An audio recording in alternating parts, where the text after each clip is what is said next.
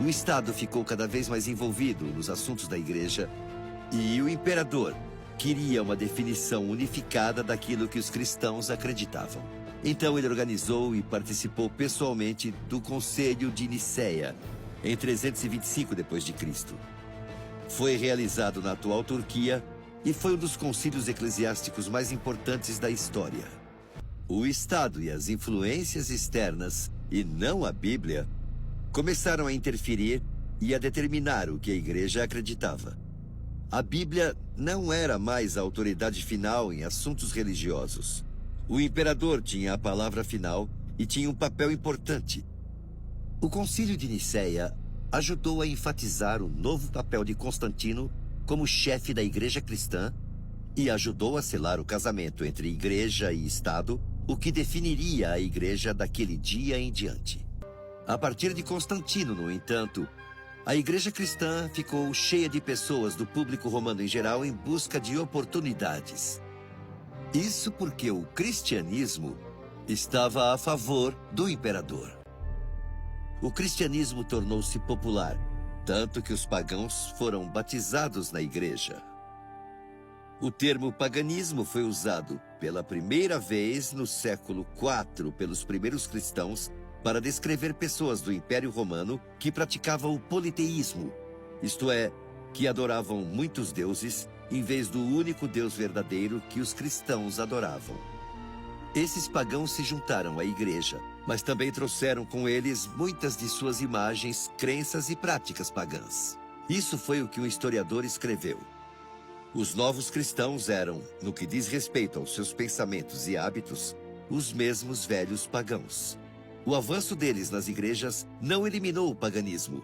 Pelo contrário, hordas de pagãos batizados mostravam que o paganismo tinha diluído as energias morais do cristianismo organizado ao ponto da impotência. E tem outro historiador, Bruce Shelley, em seu livro Church History in Plain Language. Quaisquer que fossem os motivos de Constantino para adotar a fé cristã, o resultado foi um declínio do compromisso cristão. Os fiéis íntegros que Diocleciano matou foram substituídos por uma multidão mista de pagãos semi-convertidos. Esse é o registro da história. Os fatos são claros. Vejamos outro historiador. O paganismo sobreviveu na forma de ritos e costumes antigos, tolerados ou aceitos e transformados por uma igreja muitas vezes indulgente. E assim, silenciosa e gradualmente, crenças, práticas e doutrinas que nunca haviam sido ensinadas por Jesus, doutrinas que não eram encontradas na Bíblia, penetraram na igreja. Ensinamentos falsos penetraram na igreja, e muitas das grandes verdades que Jesus ensinou foram perdidas. A igreja, a fortaleza da verdade que Jesus e os apóstolos construíram, foi enfraquecida e reduzida a ruínas pela introdução e disseminação insidiosa de objetos, crenças e práticas pagãs. E ao acomodar o paganismo e se comprometer com o Estado, o que os nossos antepassados cristãos fizeram foi lançar o que poderíamos chamar de um império substituto.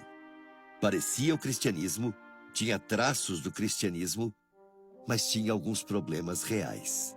Era um impostor, uma falsificação. A política e o paganismo de estilo romano conseguiram entrar na igreja cristã e em suas crenças. Com o passar dos anos, a igreja passou a se preocupar menos com o cumprimento da palavra de Deus na esperança do retorno de Cristo e mais com os governos mundanos. Com o imperador romano à frente da igreja, os cristãos começaram a lidar com certos assuntos da forma que Constantino lidava. Eles começaram a usar a coerção e a força em vez da persuasão. A perseguição e matança de outros cristãos por parte dos cristãos, usando a força aprovada pelo Estado, começou na época de Constantino. Mas não foi isso que Jesus ensinou. Em vez disso, ele diz em Mateus capítulo 22, versículo 21: Dai, portanto, a César o que é de César, e a Deus o que é de Deus.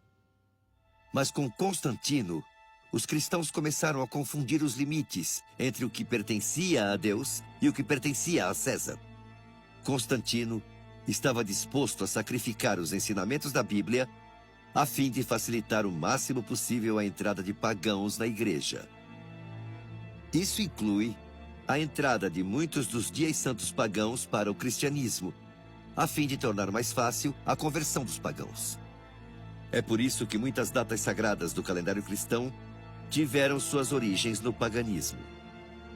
Constantino apenas pegou os dias sagrados pagãos e deu a eles um nome diferente, mas manteve suas tradições e símbolos pagãos. Em 321 d.C., Constantino até aprovou uma lei proibindo o trabalho no domingo. A lei dizia: no venerável dia do sol, que descansem os magistrados e as pessoas que residem nas cidades e que todas as oficinas fiquem fechadas. Quando Constantino aprovou essa lei, embora fosse influenciado pelo cristianismo, ele não havia abandonado o paganismo. Provavelmente foi por isso que ele se referiu ao primeiro dia da semana como o venerável dia do sol. O primeiro dia da semana era dedicado ao deus Sol pelos antigos romanos. É o dia que chamamos de domingo atualmente. O que Constantino fez foi cristianizá-lo e depois usar a força do Estado para torná-lo obrigatório. Vejam como os historiadores registraram isso. A igreja fez do domingo um dia sagrado, em grande parte por ser o festival semanal do Sol, e era uma política cristã definitiva assumir o controle das festas pagãs queridas pelo povo pela tradição e dar a elas um significado cristão. 4 anos depois, em Nicéia, Constantino fez o mesmo com a Páscoa, que era originalmente uma festa pagã milhares de anos anterior a Cristo e que era associada ao renascimento e à fertilidade, usando coelhos e ovos como símbolos. No Concílio de Nicéia, em 325 d.C., ela foi adotada como a celebração da ressurreição de Cristo. Foi oficialmente confirmada como uma celebração cristã e ligada ao ciclo lunar. De acordo com a regra da Páscoa, ela deveria ser celebrada no primeiro domingo, logo após a lua cheia, no ou após o equinócio da primavera.